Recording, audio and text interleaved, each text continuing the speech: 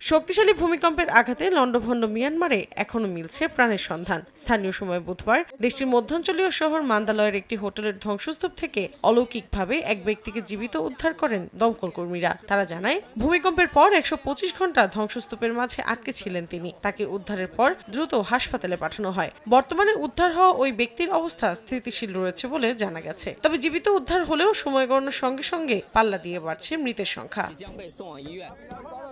একই দিন ক্ষতিগ্রস্তদের মাঝে খাবার বিতরণ করে জাতিসংঘের বিশ্ব খাদ্য কর্মসূচি সংস্থা। এ সময় রাস্তার পাশে দীর্ঘ লাইন দেখা যায় বাস্তুচ্যুতদের।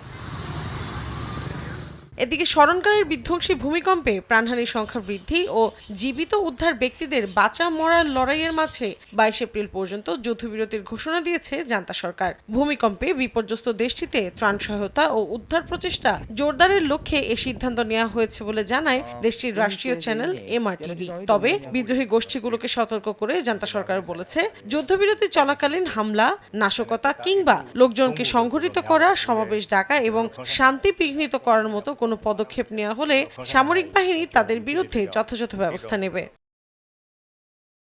অন্যদিকে ৭.৭ মাত্রার এই ভূমিকম্প কূটনৈতিকভাবে নতুন দিক উন্মোচন করতে পারে দেশটির জান্তা প্রধান মিন অং হ্লাইং এর জন্য।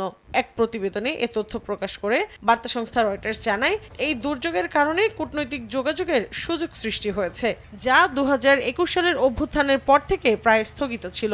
ভূমিকম্পের আগে থেকেই জান্তা প্রধান থাইল্যান্ডে আয়োজিত বিমস্টেক শীর্ষ সম্মেলনে অংশ নেওয়ার প্রস্তুতি নিচ্ছিলেন। থাই কর্মকর্তারা জানান, শুক্রবার তিনি ব্যাংককের এই সম্মেলনে যোগ দেবেন। এই সফরটি জান্তা প্রধানের জন্য আন্তর্জাতিক স্বীকৃতি পাওয়ার একটি সুযোগ হতে পারে। বিশেষজ্ঞরা বলছেন, ভারত, চীন ও রাশিয়ার মতো দেশগুলোর কাছে মিয়ানমারের প্রভাব বিস্তারের সুযোগ তৈরি হয়েছে।